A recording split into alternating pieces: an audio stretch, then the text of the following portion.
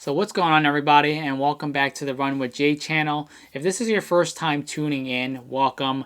In this channel we talk about running, fitness, and training, and it's also a place where I document my running journey from all of the different shoes that I've tried on to all the training tips and recovery methods that have worked for me. And in this video I will share with you my story of how I became a non-runner to now a Boston qualifier, which I'm super proud of and excited about. Hopefully this video will provide some inspiration and guidance to everyday runners just like you and me, and how they can also achieve their running goals as well. So if this is your first time to the channel, or if you haven't subscribed yet, please hit that like and subscribe button, as well as the bell for the notifications. And to all of my returning subscribers, thank you so much for all of your contributions and support. So let's get this video started.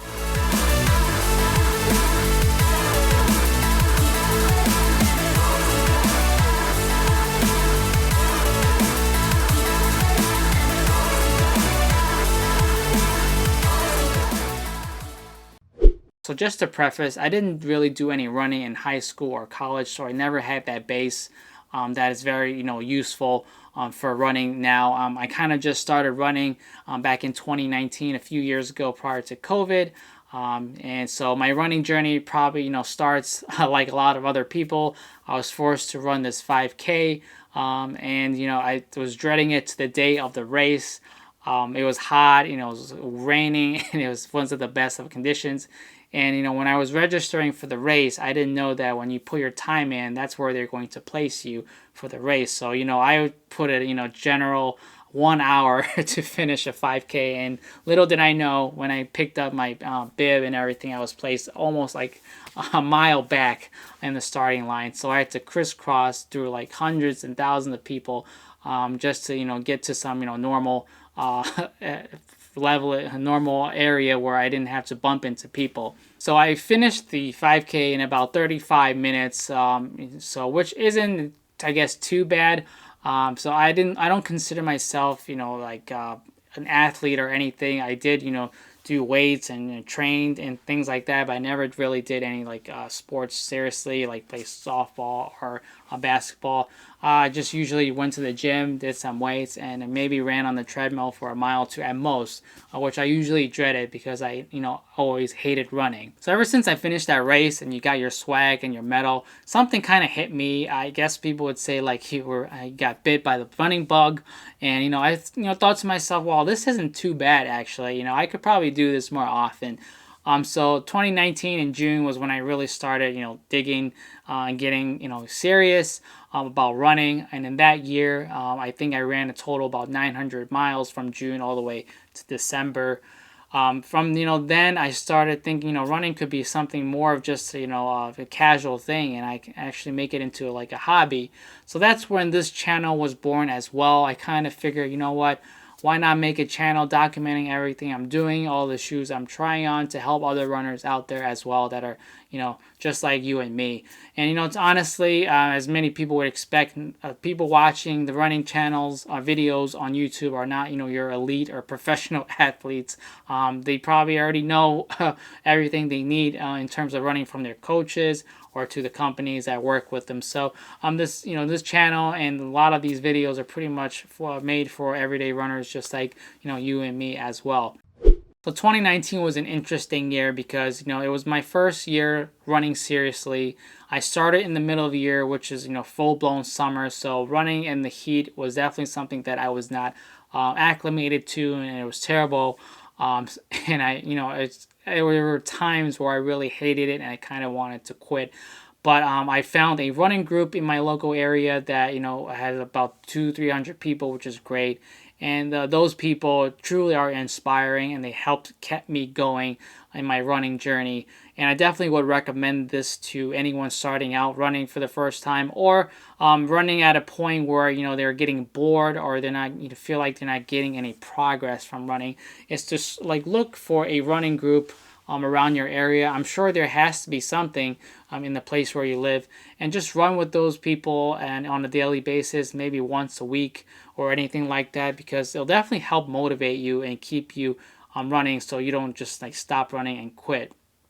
So those guys that I ran with definitely helped me a lot They provided some training tips, and it was definitely a rude awakening running with them because most of them are fast. So when I did my first run with them, I was literally after a block, I could barely see them. So it was I was like, wow, I definitely need to improve my speed a little bit. So which kind of triggered me wanting to get better and faster as usual. And at this point, when I first started running a marathon was definitely even out of the question. It wasn't even in my mind yet. At this point, it was just trying to keep my pace and get my breathing down and not get exhausted after like 2 or 3 miles of just basic training runs. First year of running was also pretty interesting because I first got introduced to injuries, which that comes with running, which a lot of people don't really face until they run a lot. So those were definitely not fun. I pretty much got injured every month. It was something. It was either the IT band or it was my ankles. Or my shins. I think it was just my body getting acclimated to running so much that it was just hurting me all over, and it was not fun. Getting adjusted to it. I also got plantar fasciitis in like the first few months of running, which definitely was not fun as well. That took about a month or two to get over. It just felt like walking on like knives and pins is just something I hope I never have to go through, but I'm glad I did because I kind of know how it feels now. So dealing with injuries is something, definitely you'll get used to. And I still deal with injuries now, even as I'm running in my third year seriously to doing marathon training. It's just part of the process. And, you're lucky to, go to a race and you're fully 100% because most people, there's something bothering them or hurting them even during a race. So that is to be expected. So in my second year, in my full year of running back in 2020 during, COVID times, I was able to run about 1,500 miles in that year, running around 30 to 40 miles a week at most. And, I definitely felt a lot more comfortable as I'm running. And I also got adjusted to colder weather running with the different seasons here. So that's also something that, newer runners kind of, stay away from is, if you see if it's super cold out there or it's snowing, you don't no, I'm not going out there. Because it's definitely something that crossed my mind, but I put that to the side and I got some cold weather gear for running and tried it out there and did my miles and it wasn't too bad. So definitely it's something I had to get adjusted to as well. But besides all the mileage, I started to notice that my pace was getting a little bit better. My breathing was getting a little bit better. I just felt overall more comfortable. I started doing, more local races around the area just to get a better feeling of how races are. And I got to a point where I'm like, okay, my 5K times went down from 35 minutes for my first 5K to about 24 after just about half a year, of just seriously training, which, kind of motivated me to keep on running even more. And then eventually, my 5K pace went down to about like 22 minutes and 21 minutes, and to my PR, which is about like 19, I think 56.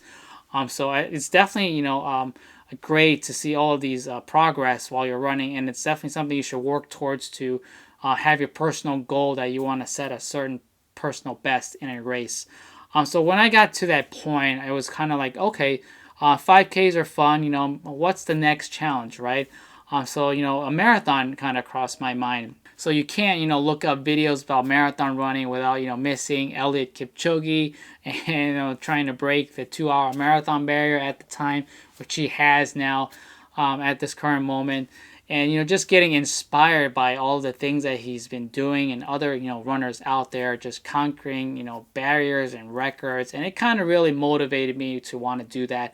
And it's like, I told myself, like, who would have thought that today I would be trying to train for a marathon, A few years ago, I'd look at people running like those marathon races and be like, these people are crazy. Why would you put yourself through that?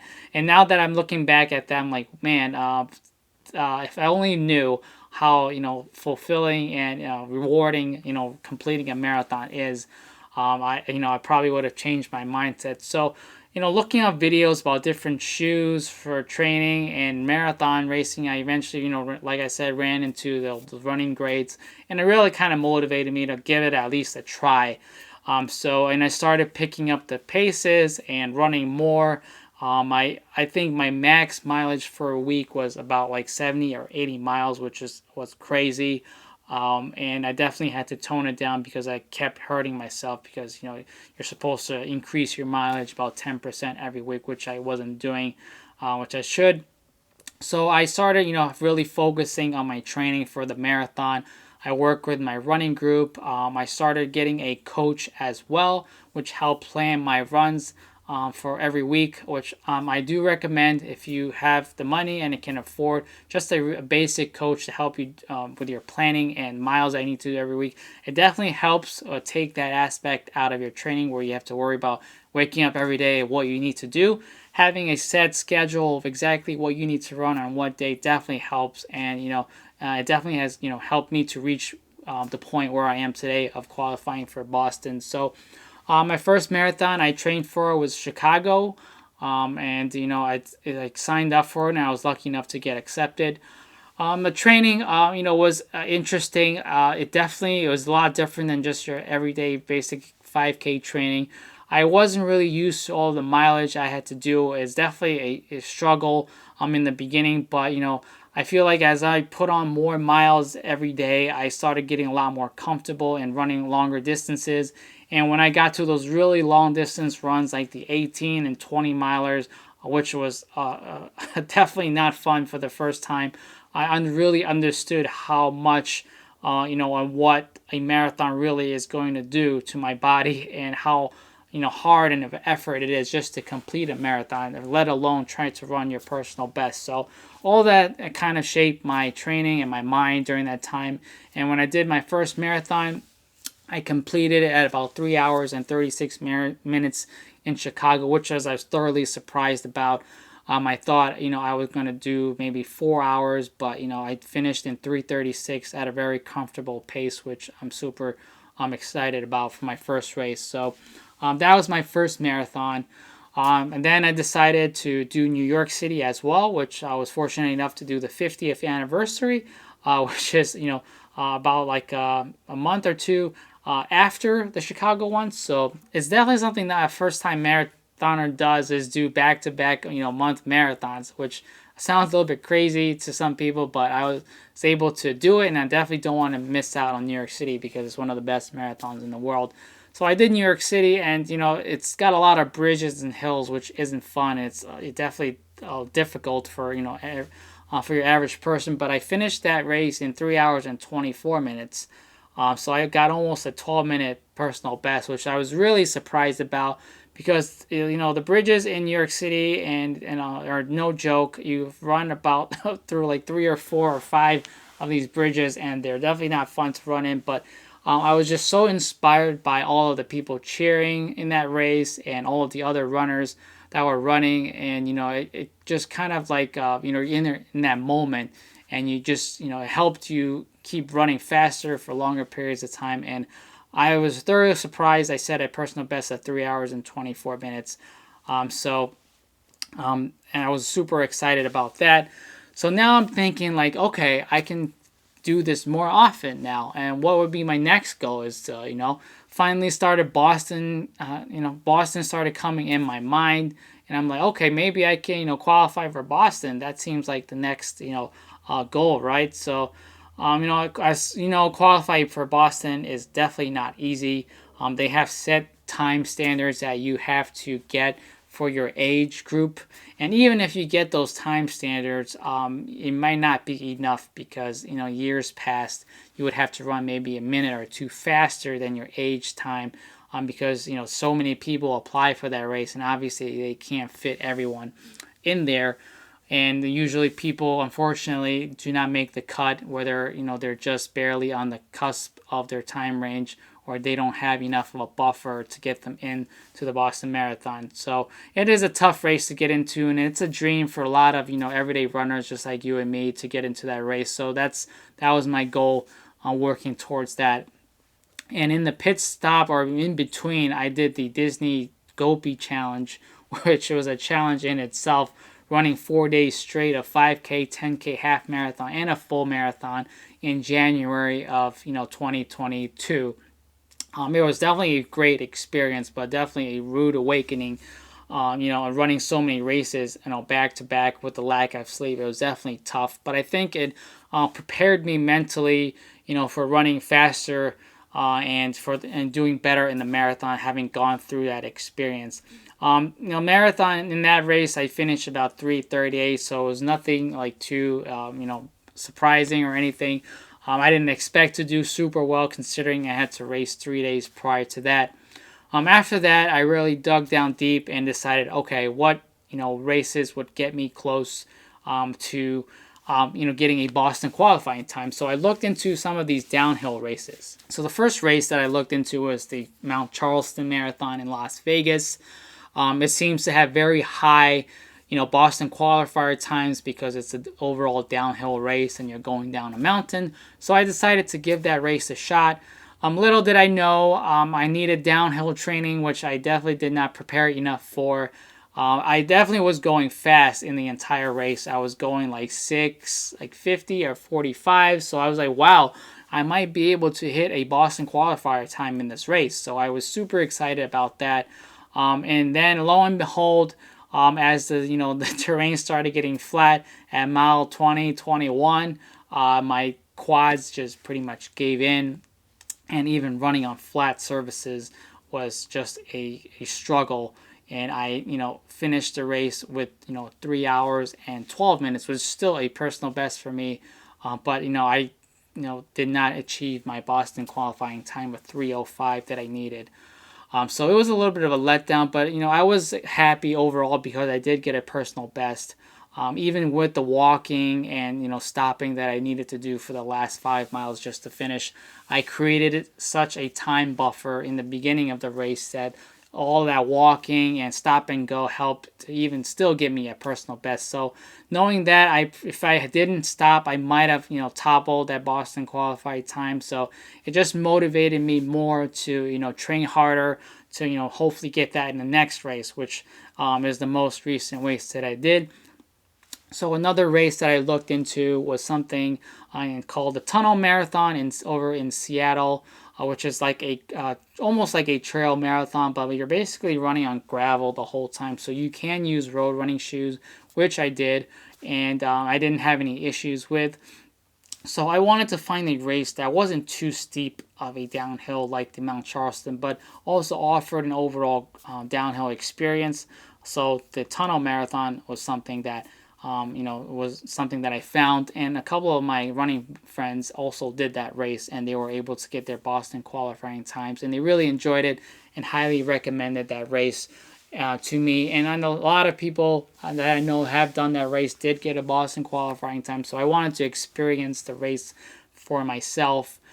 So the race was in June, and the weather at the time was perfect. It was about 40 at the starting line, and it didn't get really high up to about 50 or 60. And it had a light, drizzle, which was perfect to kind of help, get rid of some of the heat and, kind of just refresh me while I'm running.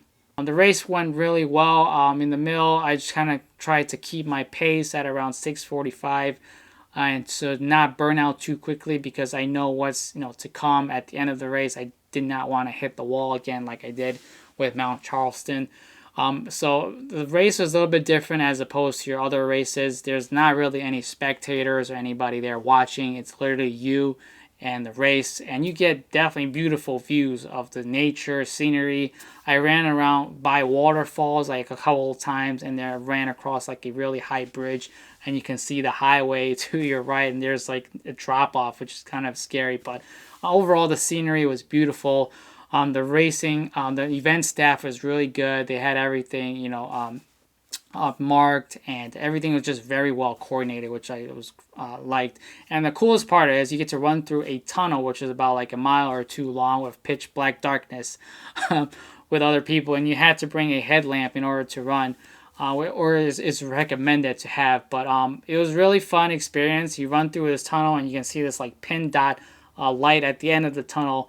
So as you're running closer to the end of the tunnel, the light gets bigger, and eventually, when you run out, you can throw away your headlamps to the collection bin, which you'll get back later. But that was a really fun experience. So overall, I hit the mile 20, 21, and I was like, okay, I'm still doing good. Doesn't look like I need to stop or anything, so I just kept pushing along, and eventually I finished with a time about 3 hours and 2 minutes and 51, which gave me about a 2 minute and 9 second buffer to qualify for my Boston time. So that was an emotional moment for me. I was super excited and just happy that it finally I've reached this point in my running career that I was able to qualify for this race. So currently that's where I am now. My next goal would be to run sub 3 hours, which I'm working towards. Right now I have the Berlin Marathon coming up in September, which I'm excited about. That's going to be a nice flat course. I don't expect to go sub 3 in that race, but hopefully I can qualify for Boston again as well. So that's another race I'm excited about. Other than that, I'm just continuing working on training, doing mixed workouts, going fast, doing uphill and downhill, and trying to keep my mileage around 40 to 50 miles, and then it'll intensify as I get closer to the race in September. So just to summarize, if you don't have a training group or running group already, I would definitely look around the area that you live in to see if there are running clubs available. I think this has definitely helped me to get faster and meet a lot of people in the running community who all help and support and motivate you to do better. And it's definitely a rude awakening to run behind fast people because they will leave you behind. So it forces you to kind of get better and get faster in order to keep up with them. And if you don't currently work with a coach already, I highly recommend looking into a coach.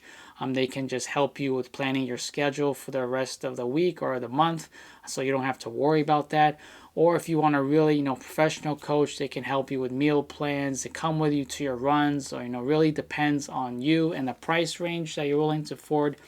They don't even have to live in the area that you live in. So there's definitely different coaching options out there.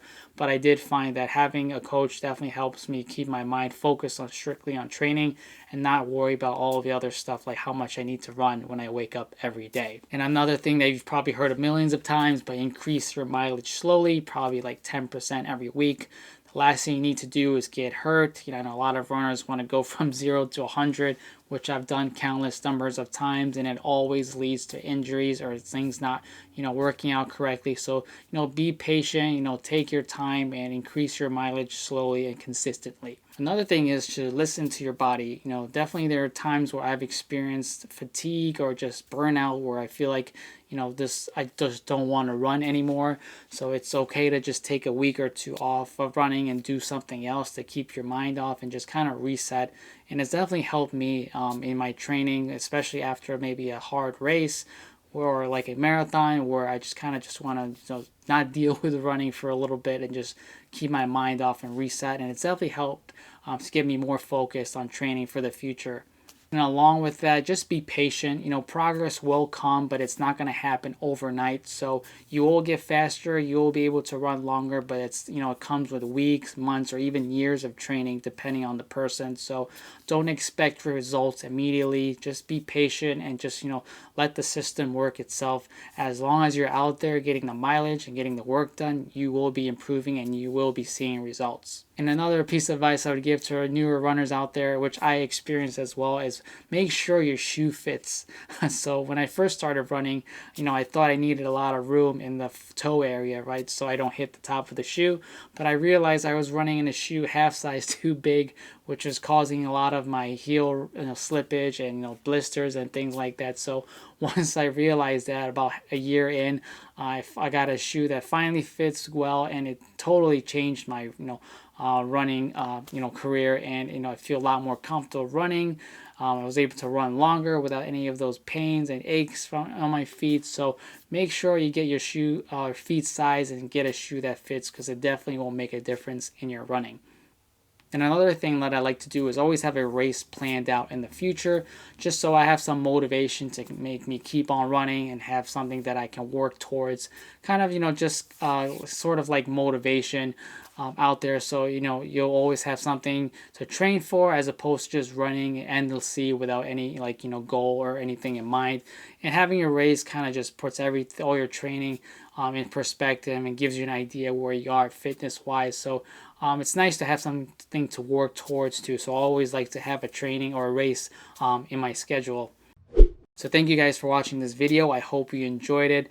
I know it might have been a little bit long-winded, but I just wanted to highlight as much details as I can remember to give you the best possible idea of how I got to where I am today. And if you guys have any other comments, feedback, or questions, please feel free to leave them down below. If you haven't subscribed or hit that like button yet, please hit that like and subscribe button. I hope you guys are all staying safe and your training's going well, and I'll talk to you guys on the next run.